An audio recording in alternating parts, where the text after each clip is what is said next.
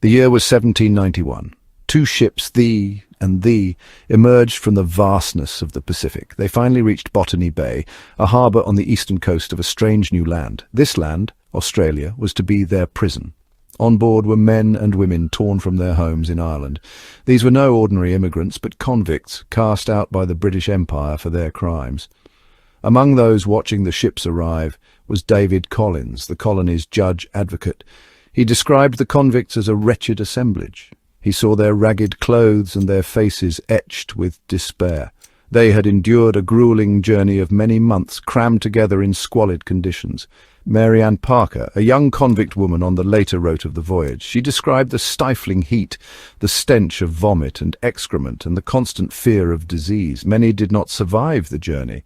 Those who did emerged onto Australian soil, blinking in the unfamiliar sunlight. They carried not only the scars of their ordeal, but also the burden of their crimes. The arrival of the Éire marked the beginning of a new chapter in Australia's history. It was the start of a system that would see thousands upon thousands of Irish men and women transported across the world. They were to build a new life and a new nation in the shadow of punishment. Transportation to Australia was born out of necessity and cruelty. By the late 18th century, the Industrial Revolution had driven people from the countryside to the cities. Poverty and crime soared. The American Revolution had closed off the colonies as a dumping ground for convicts. A new solution was needed. Australia, a vast and unexplored continent, seemed the perfect answer. It was a place to send Britons unwanted, to be forgotten and to toil in isolation. Ireland, under British rule, was also caught in the net of transportation. Irish men and women, guilty of crimes, both petty and political, were herded onto ships. Transportation was a brutal punishment designed to break the spirit and deter further crime. For those sentenced, it meant being ripped from their families and cast adrift in a distant and unforgiving land. Yet it was also a journey into the unknown, a gamble for a second chance in a new world.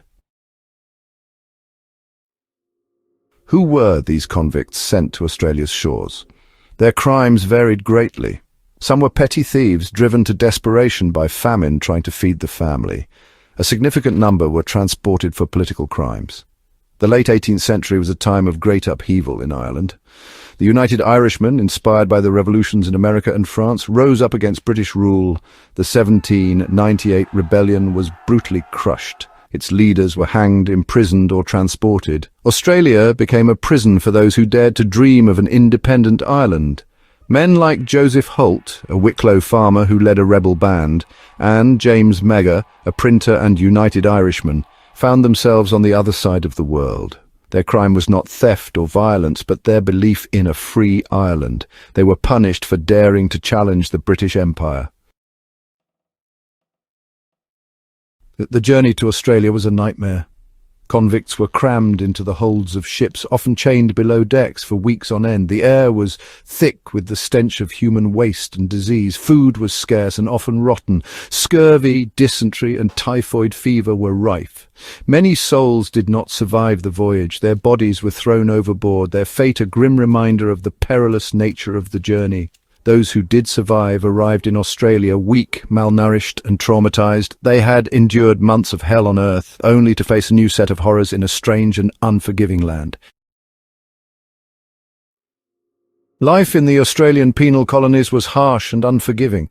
Convicts were put to work building roads, clearing land, and constructing public buildings.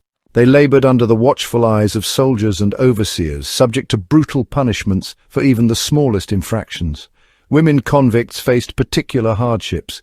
Many were forced into domestic service for free settlers or government officials. They were vulnerable to exploitation and abuse, their lives controlled by the whims of their masters. Escape was almost impossible. The vast Australian outback was a formidable barrier, home to hostile Aboriginal tribes and unforgiving terrain. Despite the brutal conditions, the convict spirit could not be entirely crushed. There were acts of resistance, both large and small. Some convicts refused to work, while others attempted to escape. In 1804, Irish convicts at Vinegar Hill near Sydney staged an uprising inspired by the 1798 rebellion back home. The rebellion was quickly put down, but it served as a reminder that the convicts were not entirely broken. They carried with them the memories of their homeland, their families, and their dreams of a better life. These memories, however faint, provided a flicker of hope in the darkness. Over time, some convicts were able to carve out a new life for themselves in Australia. They served their sentences, gained their freedom, and built homes and families. They became farmers, shopkeepers, and tradespeople, contributing to the growth of the fledgling colony. The land that had once been a prison slowly became home. The children of convicts grew up knowing no other life than Australia. They were the first generation of native-born Australians, the foundation of a new society. For many years, Australia's convict past was a source of shame. It was a reminder of the country's origins as a penal colony, a place for the unwanted and the outcast. The descendants of convicts often hid their family histories, fearing discrimination and prejudice. However, in recent decades, there has been a shift in attitudes towards convict ancestry. Australians have begun to reclaim their convict past, seeing it not as a source of shame, but as a testament to the resilience and spirit of their ancestors. Today, millions of Australians proudly trace their roots back to the convicts who were transported to Australia. The country's convict history is now seen as an integral part of its national identity. It is a story of suffering and hardship, but also of resilience, adaptability, and the triumph of the human spirit. The arrival of those first Irish convicts in 1791 was a moment of profound significance.